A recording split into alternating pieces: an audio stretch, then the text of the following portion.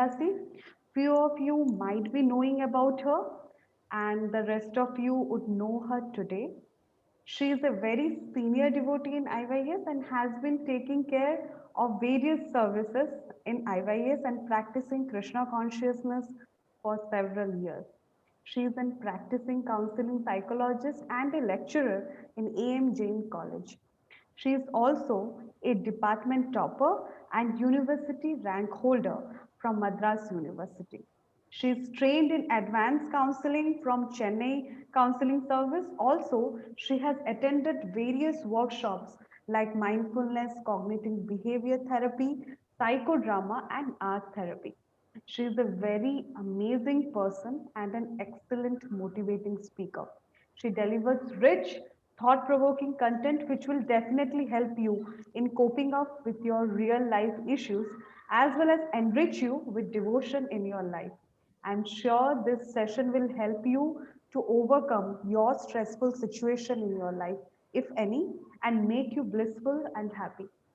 So IYS is basically ISKCON Youth Services of Chennai Temple. It's a forum where like-minded girls come together, we discuss, we learn and apply the Vedic wisdom in our lives, like Bhagavad Gita. It also gives a platform to develop friendship with like-minded people and take up spirituality open-heartedly. We have IYS girls who are there all over the world and in India. Thus, it's not limited only to Chennai. So you can find the WhatsApp group link. Nitya Mataji would be posting it in some time. So you can find the WhatsApp group link in the chat window. If you haven't yet joined our IYS group, kindly click on that and please join. And please fill the feedback form. This is really important for us because we choose from the topics that you send us. And today's topic is also one of the most requested topic of how to overcome stress in our lives. So please do fill this form. And if you have any questions, kindly post it in the chatting window. We'll be answering your questions. So over to you, Anuttama, Chitra.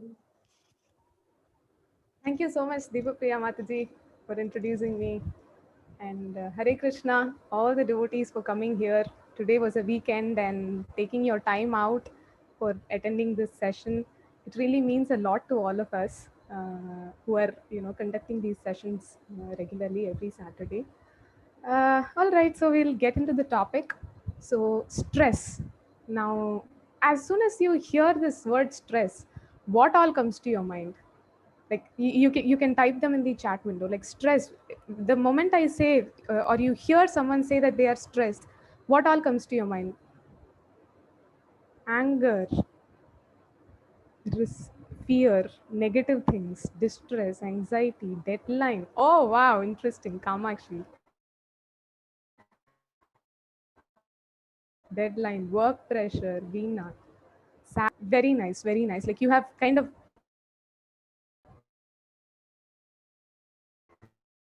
pressure on mind. Absolutely, absolutely. Correct. Okay, and yeah, mentally being struck, yeah, kind of having some mental blocks. Exactly. So you have kind of almost summed up what to define stress. Then stress is defined as a state of tension.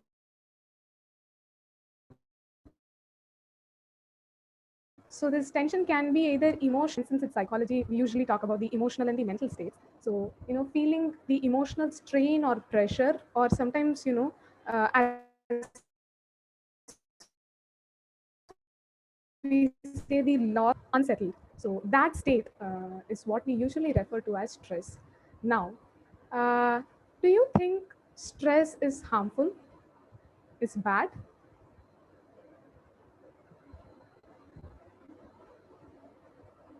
Yes, yes, yes. Okay, okay. Yes, yes, and yes. Okay. Yes, to both body and mind. Okay. So I have something interesting to share. Yes. Okay.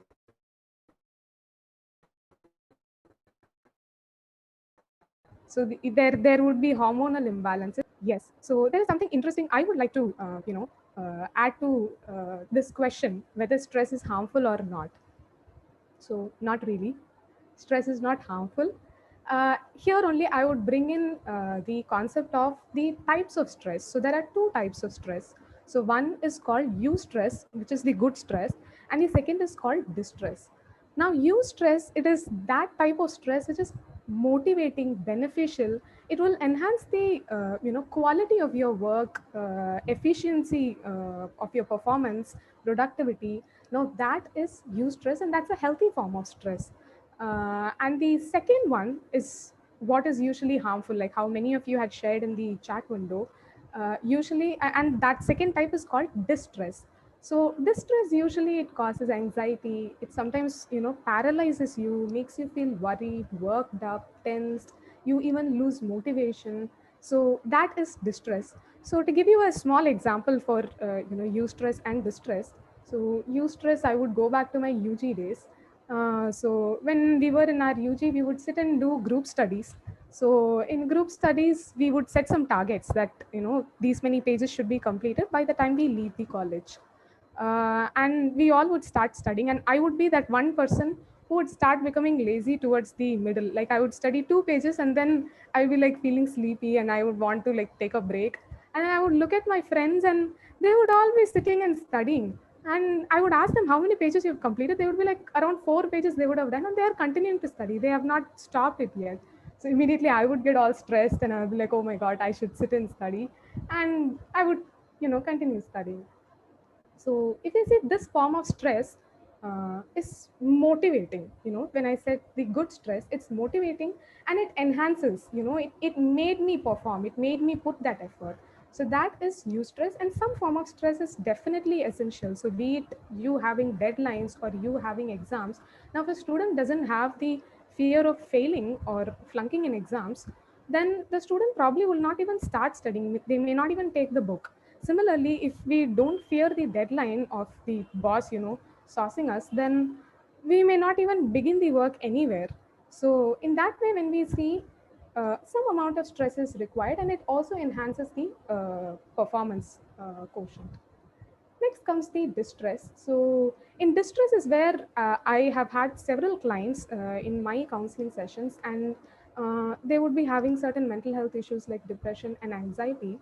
And they would be so stressed, they would have so many worries in their mind that it kind of paralyzes them. They would not even want to get up from the bed. Like they would not even want to wake up, brush their teeth and bathe. I mean, these simple tasks also they would not feel motivated to do. That's how kind of debilitating and demotivating this kind of stress is. So that's distress, and that is what is harmful for us, and it is this aspect that we need to deal with. All right. Now, what are some of the signs of being stressed? So, some of the signs are you will be worried, you will be anxious, and then you will be angry, irritable. You may feel sometimes moody, frustrated, or you may, some of the physical symptoms would be you may frequently catch colds or certain infections. Your menstrual cycles may start becoming irregular, or there would be high blood pressure, changes in weight. And then now these are some of the signs that you are being stressed. The distress wala stress. Okay. Now, what happens when we are chronically exposed to this distress, the extreme levels or the bad stress? So, there are both physical and mental hazards when it comes to chronic exposure to stress. So, some of the physical hazards I would mention, I mean, these are scientifically proven researches. So, there are several studies which has found link between stress and the immune system. So usually the immune system gets suppressed, and then there is fluctuation in the blood glucose levels. So there is actually a very high correlation between diabetes and stress. And then ulcers, irritable bowel syndrome, asthma, fatigue, back pain, headaches, hypertension, heart disease, blood pressure, obesity, skin problems, hair problem, all of these come under the physical effects, so certain physical hazards of stress. And then next come the psychological hazards. So psychological hazards would include depression and anxiety, because when we are extremely under high pressure, high stress, your body will keep releasing these stress hormones called cortisol. And eventually, if there is a constant release of that hormone, what happens is we start developing symptoms of depression and anxiety. So there'll be that neurological cause of this mental disorder, these disorders, namely depression and anxiety. So this is so stress is linked with that way. And then anger, you'll sometimes get angry, you'll be irritable, restless, and then you'll feel constantly worried, you'll feel sometimes overwhelmed, pressured, as if you're being crushed. And then sometimes you'll have problems sleeping, and then problems recalling, memory issues. And this, I think, the students who are writing exams, they may have experienced this. You would have studied a concept thoroughly and gone to exam, but then you go there and start writing, and especially if you're very stressed, anxious, how the question paper would be, then you may feel as if you're forgetting what you have read. So that way stress also influences the memory. And sometimes you will feel burnt out, that burnout, mental exhaustion, that also happens because of stress. And then stress also affects our problem solving capacity, logical reasoning, decision making. So these are some of the psychological hazards of stress. All right, so we have seen what is stress, what are the types of stress, and then what are the signs that you're being stressed, and what are the impacts of stress. Now, I need to know the source. So where do I work on? All right, I understand that I'm being stressed. Now, where should I work on? So we need to know some of these sources of stress. So there are different, stressors. Usually in our scriptures, it is categorized in three. So the first is called Adi Daivik, second is Adi Bhautik, and third is Adhyatmik. So Adi Daivik stress is usually the natural calamities. These are stressors which are not really under our control. Sometimes like floods, cyclones. I think recently also we have had such calamities here in India. So floods, cyclones, tsunamis, earthquake, drought, and sometimes even pandemic. So we are still under that phase. So these are certain adidaivic stressors, natural calamities. Second comes the adi bhautik. These are stressors which are caused due to other living entities. So these other living entities can be both human or non-human species. So some of the examples would be having relationship, issues at both home and workplace. Like sometimes, you will have to meet increasing demands or expectations from others. People will have so many expectations from you, it'll start becoming very overwhelming to meet them. Or sometimes you will have a strict boss or a strict teacher at school, or a strict parent caretaker at home. Or sometimes people may end up cheating you, they may be disloyal, or they'll not be there for you when you need them, or sometimes being abused. So I've also had clients from those backgrounds. So these are some of the or sometimes losing a loved one. Now that is also caused because of other entities, because now they are not there anymore. That separation definitely has a very huge impact. It leaves a hole, something that cannot be filled in again. So people experience a lot of stress when their closed ones also pass away. And besides these non-human species, needless to say, would be being bitten by an ant, or chased by a dog, or being admitted in hospital due to dengue or mosquito bite. So these are some of the examples caused due to other living entities. Now, third comes, so this is Adi Bhautik, and finally comes the Adhyatmik. So Adhyatmik is these stressors which are caused by ourselves. So now story time. To give you an example, like how stress is caused by ourselves, I would take you to this, a modern Panchatantra story. So I'm sure you know what Panchatantra stories are. They are those stories where animal characters are involved, and they teach you certain moral values through these characters. So once what happened is, in a forest, the animals decided to hold a competition. So this competition was a running race competition, and all the animals were participating in that, which also included elephants and cheetah. Now the running race competition got over, and who do you think would have won?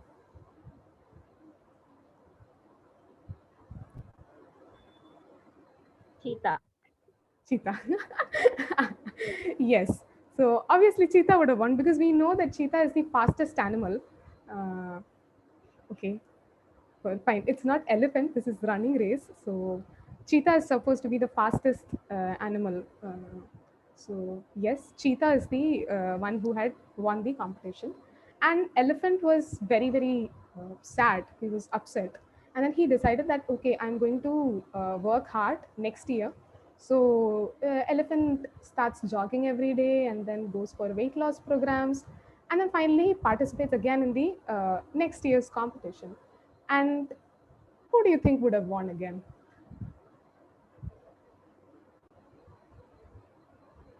Yes, cheetah again. So cheetah again won, and the elephant was absolutely stressed, went into depression. Now, if you see, had the competition, had elephant, instead of participating in running race competition, had he participated in wrestling or weightlifting competition, who do you think would have won? Elephant. Yeah, absolutely. So, do you see what's happening here? The elephant is comparing itself with the strengths of someone else. So, the cheetah's strength is running fast, but then the elephant is comparing itself with, that. So, comparing ourselves with others, especially with the strengths of others, is often something, it's often a stressor we impose on ourselves. So there is this saying which which goes, align your expectations with realities of life. So sometimes we fail to do it, and that itself is very distressing. And we also compare someone else's life on screen with our life off screen. So again, that becomes very distressing. We feel that our life is so chaotic or so boring, so messed up. Just look at them, they're having fun, taking so again, this is another and that will ultimately have a huge impact on our own self image. We will start feeling low, our self esteem would go down the drain. We would sometimes even start hating ourselves. We will have self resentment, unrealistic expectations out of ourselves. We'll become extremely self critical, and we would sometimes feel anxious, we would feel shameful, we would lack confidence. So these are certain, and where is all of these stemming from? It's stemming from myself. So uh, us being a source of our own distress is comes under the adhyatmic category, and mind plays a very powerful role in this stressor. So mind is that one entity that can make even heaven seem hellish. So now some of the examples again I would bring in, some I mean some of the cases from my counseling, my clientele base. So there would be some small problems which they would have, but they would be thinking about it over and over again, like chewing the chewed, overthinking about it, and that small issue would start, becoming bigger, taking a snowball effect. It gets magnified, and eventually it would feel so catastrophic, like as if it's something impossible to deal with. So these are certain ways our mind, and then sometimes our mind would filter out our achievements. It will only magnify the negatives in us, and then it will sometimes give us some global labels. So these all actually, if you see in that there is a therapy called cognitive behavior therapy. In that, these kind of dysfunctions of mind are labeled as cognitive errors or irrational beliefs, cognitive distortions. So this way mind has such a powerful impact on us, on the way we experience or respond to stress. So in on this note, I would highlight four characteristics of mind using the acronym of mind. So first, M, it stands for magnifying the problems. So sometimes the stressor in hand and the proportion to which I respond to that stressor would sometimes be extremely different. I would respond in a very you know very I may be very intensely tensed when a stressor may be happening. So why is it happening? That's because I'm magnifying the stressor. I'm giving undue importance to that stress while it is not necessary. So the M stands for magnifying problem and then minimizing your achievements. So again, this often happens with my clients. So if they achieve something, they fail to acknowledge it. They would be like, that just happened by chance. But then if there is some problem for which even they may not be the source of, they would personalize such stressors. They would be like, it is because of me this has happened. So that is one. So that's M. Second, is I. So I is imagining pleasures. So sometimes we would call this as daydreaming or building castles in air. So mind usually lives in past or future. So sometimes we keep imagining pleasure, and that kind of builds higher expectations. So eventually what happens is we again start becoming anxious. We hanker after pleasure, and we become very scared of experiencing failure or experiencing pain. So that's the second one. Third one would be neglecting opportunities. Again, the mind gets preoccupied with past or future, and we would be either crying over spilt milk, like what has happened in the past, or in future we would be preoccupied with what will happen, what to expect out of future. So in that, in doing these two things, we fail to live in the present. So in present, there'll be so many opportunities to work and change our future, but then we would sometimes ignore them. We would sometimes miss out on them because of this nature of mind. So it neglects opportunities, certain sources, resources and opportunities. The fourth one is D, which is denying reality. So sometimes we don't admit faults, or we don't want to own responsibility. So this is called, in psychology, this is called self-serving bias. So self-serving bias is where it's the opposite of what I was telling before. So if there is an achievement, if I achieve something, then we personalize it. And then if there is something wrong, some mistake has happened, so there is some problem, then we push the blame on somebody else. So what happens is, I'm denying the reality. I may also be a partial stakeholder in that problem, but then I don't want to own the responsibility. I would push it out on someone else. So that way, if we see, mind also has the tendency to deny reality. So which is why it becomes difficult to mind the mind. So uh, on this note, we finally come. So these are certain internal and external stressors we all face. And one thing we need to remember, we all need to remember, is that stressors, whether internal or external, they are inevitable, and you cannot bypass them. When they come, we will have to go through them. We really don't have a choice there. All right. So now again, story time. But instead of saying story, it's a real case of a boy whom I know. So this boy, he was a very young child, and he did not fit in both with his family and friends. So he was kind of a little aloof. But then he was loved by both his parents. So he was like the apple of their eyes. And as he grew up, he started having his own, he was passionate about certain things, and he wanted to pursue them. But then his father, uh, he did not like it, like he did not approve of it, and he kept denying the boy the opportunity. And gradually, when the boy did not give up. He still wanted to pursue them. So eventually, the father started being very abusive, so physically and mentally abusive. Like he would, cause so much pain to the child, physical pain to the child, and would also speak words, words which can really pierce your heart, those kind of things. So that way he was both physically and mentally abusive. So we may be thinking, okay, mother is there, but then again she was helpless. She wanted to protect the child. She did not want her, the child's father to do all these things, but then she could not do anything. She was helpless. And now we may be thinking, okay, the child will be going to school, so what about friends? So again, as I told you, the child did not fit in with the friends in his school. So literally, the child was all alone, fighting a battle all by himself. So can we even imagine how stressful the child it would be for that child? How traumatic it would be for the child? So imagine, like, if you were in that situation, how would you have felt? I mean, what are certain things you would go through?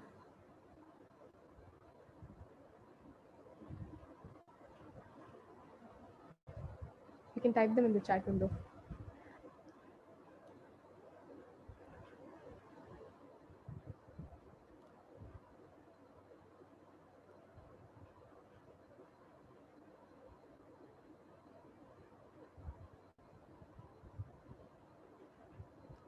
hopeless, useless.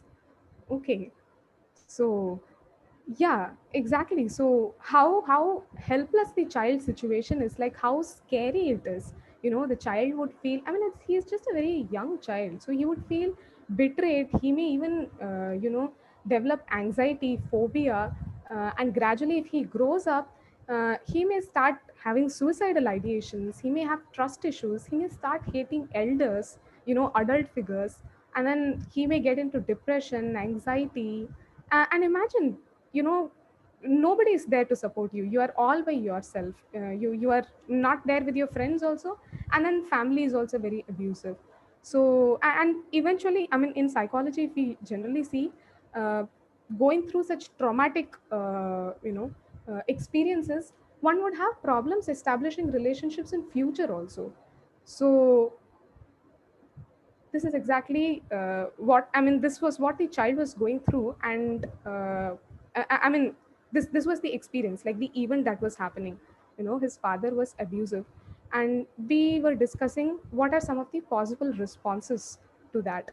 But guess what actually happened was, the boy did not go through any of those things which we were discussing just now, which we were kind of brainstorming just now.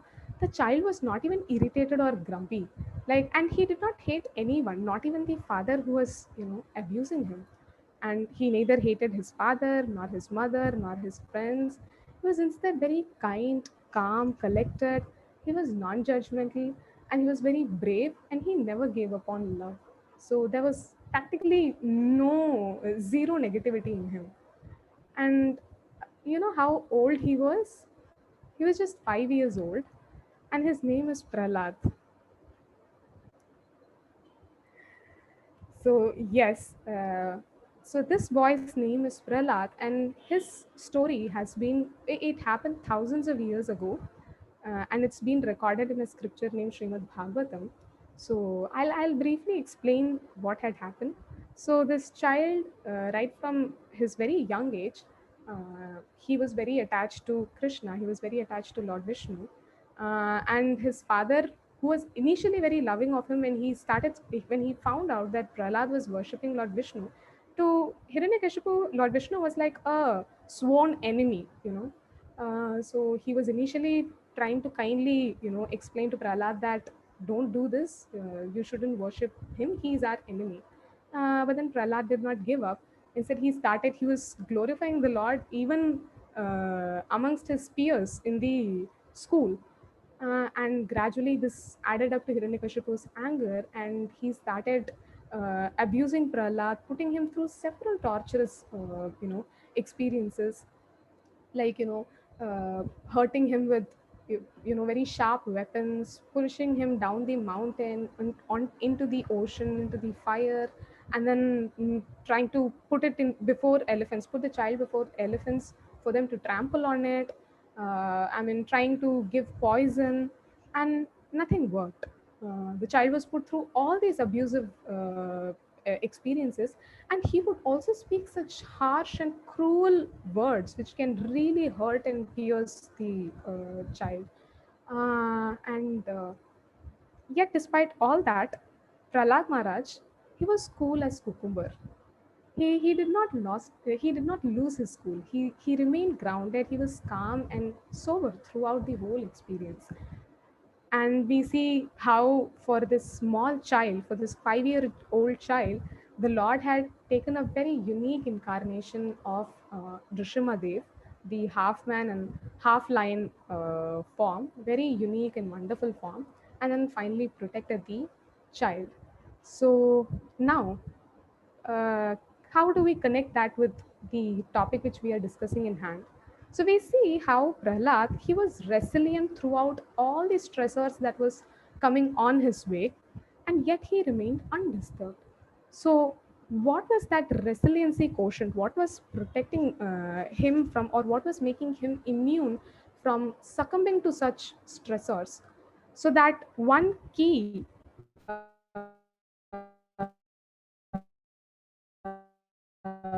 was Krishna is like the source, the powerhouse that, the source of all strength, and Prahlad remained consistent, and he remained calm, and he remained sober. connected to him. So which is why he was strong. He did not. He was both psychologically strong and physically also. He was protected by the Lord constantly. So no matter how life-threatening the situation was, Prahlad still remained undisturbed. So the power. I mean, if you are just simply sitting and working with laptop, in just a matter of few minutes, the battery would drain and it will shut down. But when we connect it with the power, the source, when we plug it in, then we can work indefinitely. So similarly, when we remain connected with Krishna, when we remain connected with God, the Supreme Lord, the source of every, the strength to face the stressors which come our way. So we don't have control over what stressors come, but then at least we will get the strength to sail through such stormy experiences. Okay. Now, of course, we cannot imitate Prahlad Maharaj. He was a very great devotee of the Lord. But then we can definitely follow in his footsteps. So the lesson that he's teaching us is that stressors become more manageable when you remain connected with Krishna. Now, you may be wondering, okay, fine, you're telling this past time, but that happened in a completely different yuga.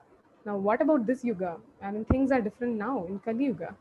So, again, in the modern contemporary life, I would give another example of my spiritual master, His Holiness Jayapataka Swami Maharaj. So, my spiritual master, he's physically disabled and he's always on wheelchair.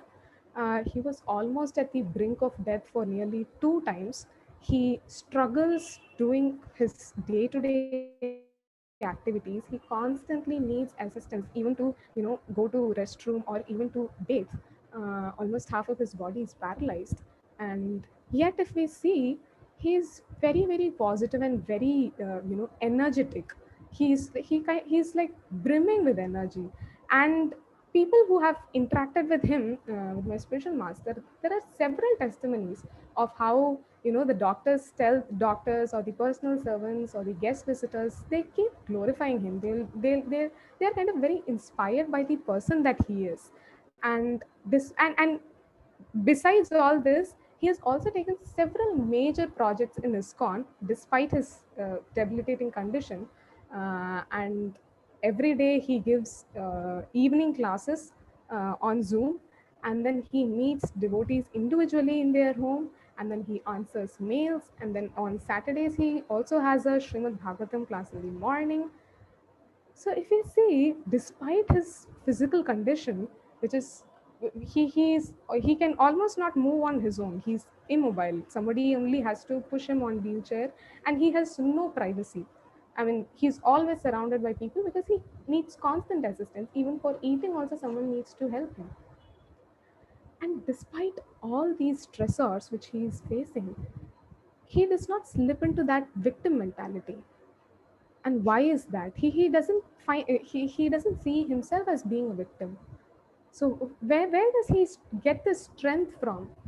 So he's getting the strength because he's connected with Krishna.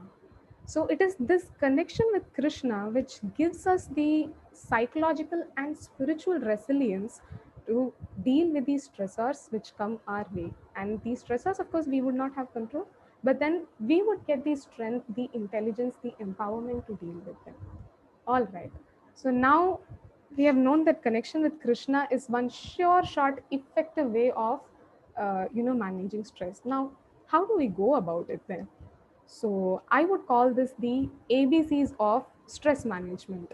So the ABCs are association, books, and chanting. All right. So starting with first association. So association is devotee association. So we have IYS, ready-made devotee association available for you at your service. And if you see these people, they are very loving, they are non-judgmental, they're very caring and supportive, comforting. And in psychology again, if we see social support is one of the very important factors to be psychologically strong, mentally strong. So there are several research studies conducted on this same on the importance of social support.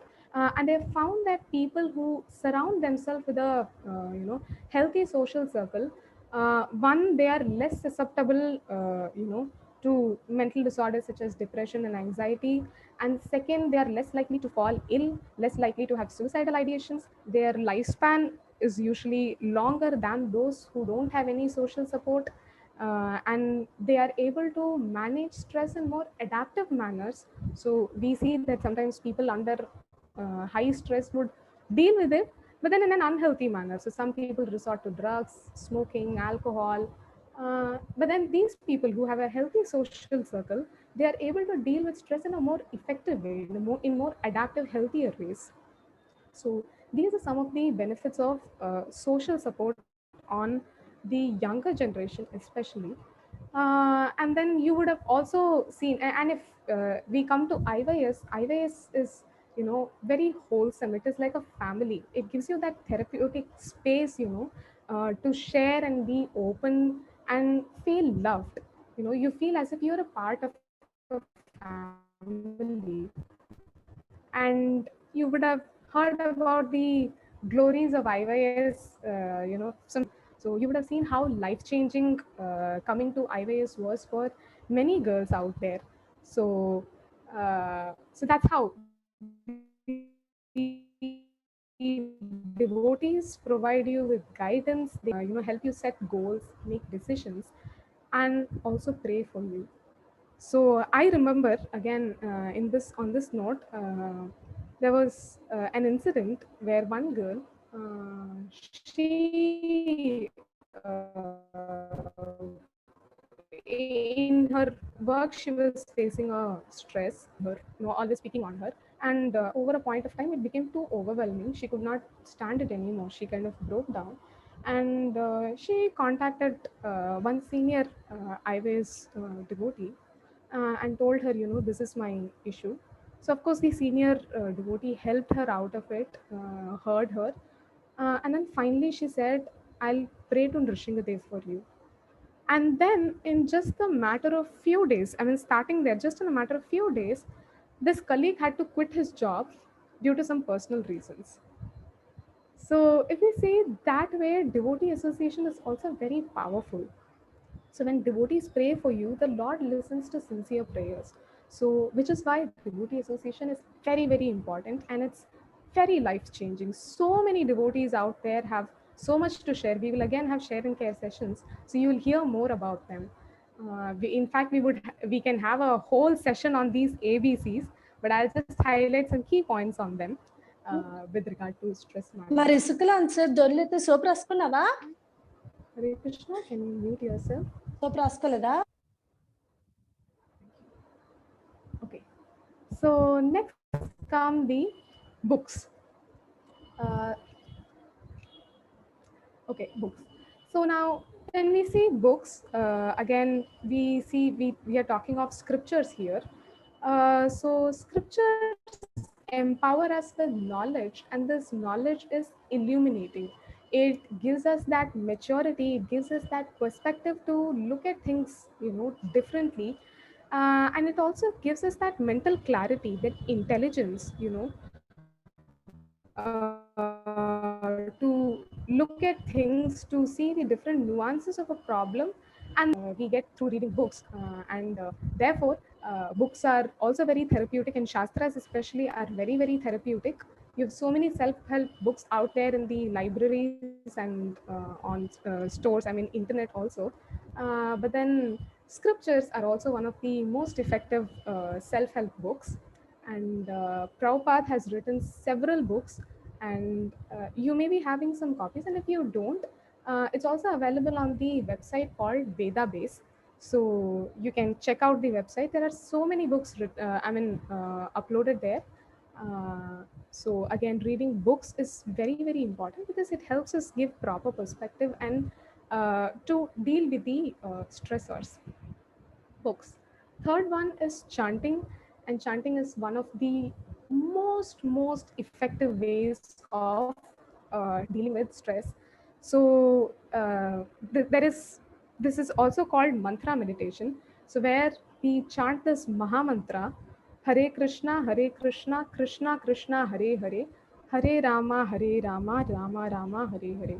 So these 16 named mantra, which is called the Hare Krishna Maha Mantra. We would be chanting that, and there are several physical and psychological benefits. So generally itself, science has proven that meditation has many benefits, both physical and psychological.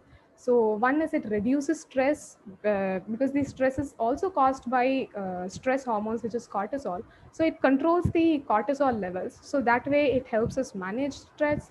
Second, controls the anxiety, promotes emotional health, and then promotes self-awareness, increases our attention span, and then it boosts our memory, and then it helps us be kind and compassionate, and it also improves sleep, reduces blood pressure. So if you see, these are some of the different multitude of benefits which one gets from meditation. And when it comes to mantra meditation, chanting the Hare Krishna Maha Mantra, not only would it give us these benefits, it will also give us the spiritual benefit. And the greatest benefit is that of plugging in with Krishna. Because the holy names of Krishna, this Hare Krishna Maha Mantra, it is not different from Krishna. It is Krishna himself. So in no way is this holy name lesser in strength than the physical presence of the Lord. Like what he was, when he was present in Dwapar Yuga, the Lord who manifested so many pastimes, manifested his strengths. Holy names are no lesser than that. So it's equally strong, equally opulent, and by plugging ourselves in with this source of strength, our life gets transformed. And again, there are so many testimonies. Many people have shared how life transforming it was for them to take up to this mantra meditation, chanting the holy name. So give it a try. I am not just speaking this theoretically. This is something proven. It is time tested, and it is not just worked on 2 or 3 people. It has worked on several people. Whoever has tried it, it has worked on them. So one of the most effective way of coping with stress is mantra meditation and chanting of Hare Krishna Maha Mantra. Try this. Just try this out. See, okay. So,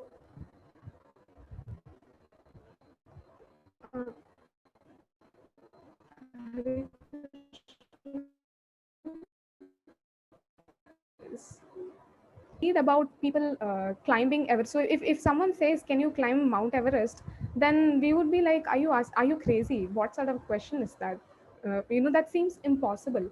But then we read about people who have climbed the Everest. So that shows us that it is not impossible, that there are people who have tried and who have achieved things. So it's the same here. So in your life, out of those 24 hours, just 10 minutes of, at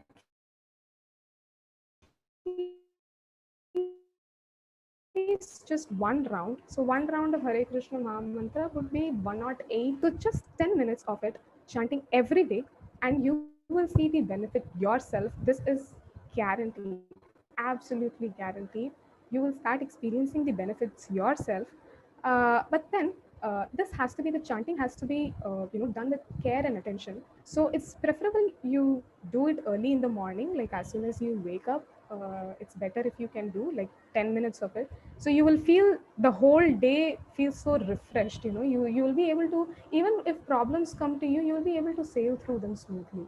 So uh, if you're not chanting, please chant at least one round.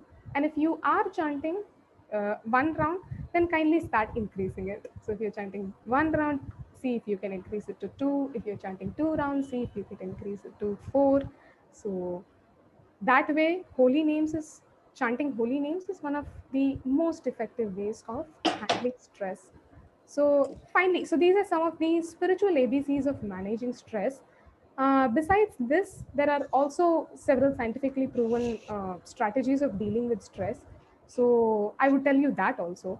So one would be physical activity. So physical activity again is found to release happy hormones. So that way it can be working out, jogging, walking, anything, but some form of physical activity, doing it at least thrice a week.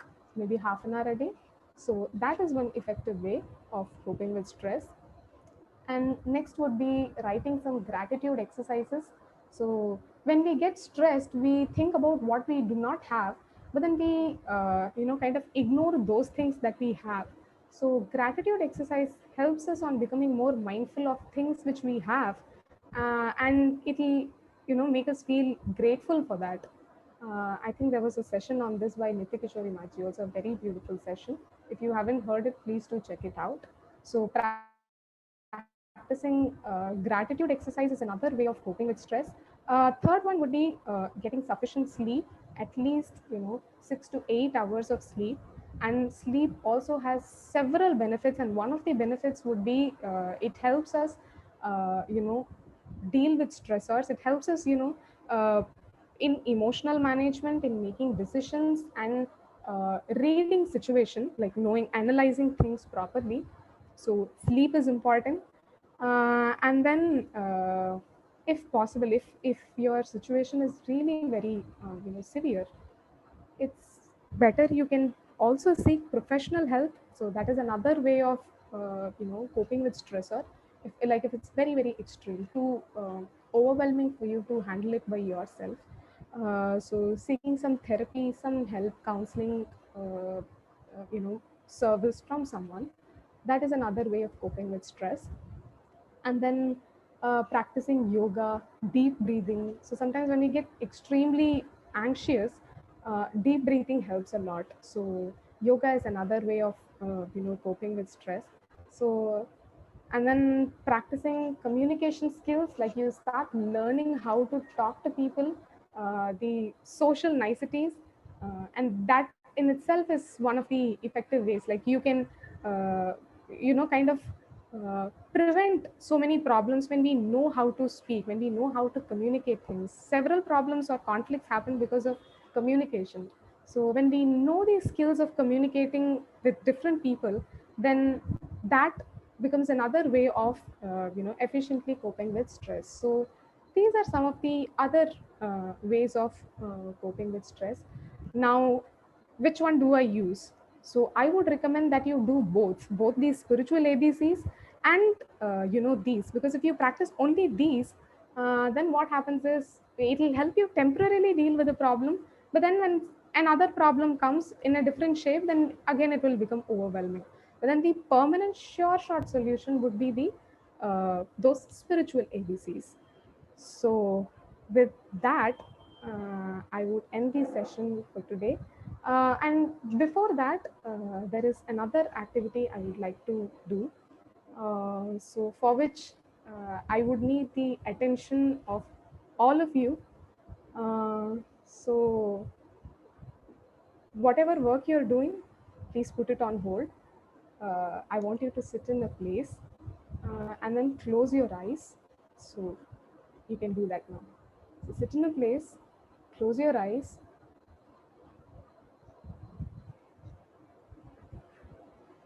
and then take deep breath. When you're breathing in, count till 3, breathe out and count till 3. Breathe in, 1, 2, 3. Breathe out, 1, 2, 3. Breathe in, 1, 2, 3. Breathe out, 1, 2, 3. Now stay in that same state, in that calm state, be in that position. Now what we would be doing is, we would be chanting just for a few minutes. So hold on, listen carefully. You can keep your mics on mute, but then you can chant with me.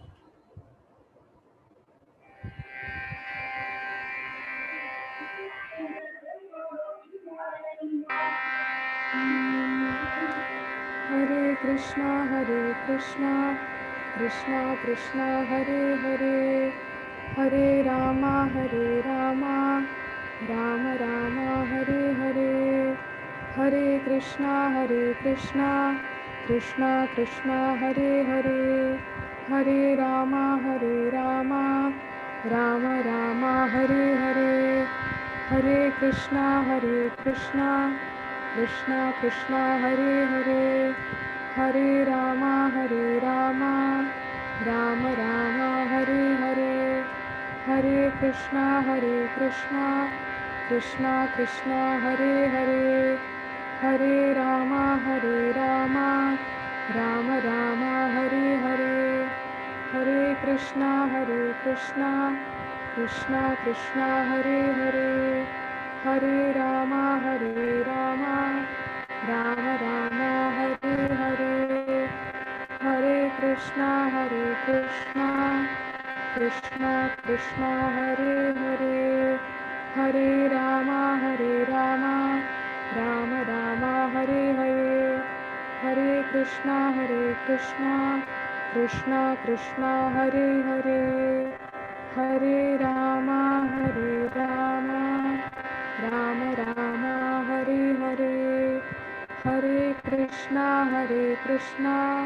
Krishna Hare Rama, Rama Rama, Hare Hare, Hare Krishna,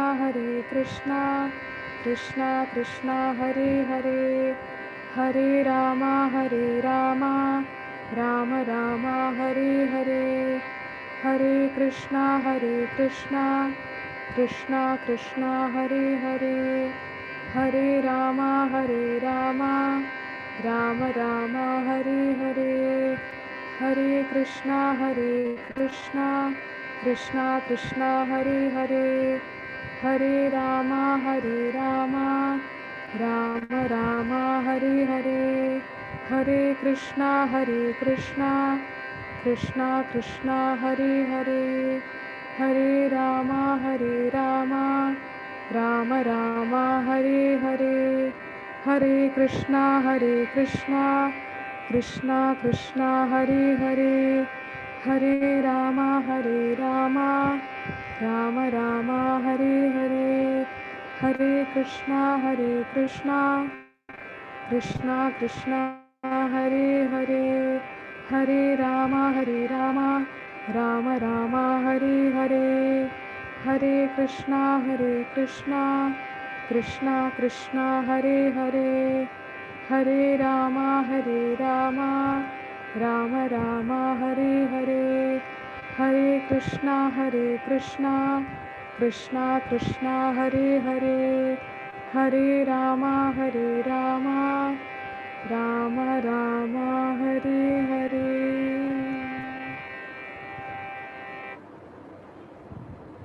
Slowly open your eyes. Okay, fine. So I would like to hear, we chanted for around 3 minutes. So I would like to hear, how did it feel? Kanishka, wow. I would like to hear from you, how is it? It was a very pleasant feeling, relaxing and calming, very helpful and relaxing, blissful, soothing. Yes. So thank you very much for participating in this exercise. It was very peaceful, wonderful experience. Yes. So and then in those 3 minutes when we were chanting, yeah, great refreshment, helpful and blissful. Okay. So in those 3 minutes of chanting, nothing else came. We were just focused on that Mahamantra, and it kind of was doing its own magic in us. So which is why you were all feeling helpful, blissful, refreshed, relaxed, peaceful. Yes, thank you. So this is just 3 minutes. So if you do one round of chanting, which is the 108 times of Hare Krishna Mahamantra, you will definitely experience the benefit of it. So with that, I would end the session today. So thank you very much for joining. Deepapriya Machi,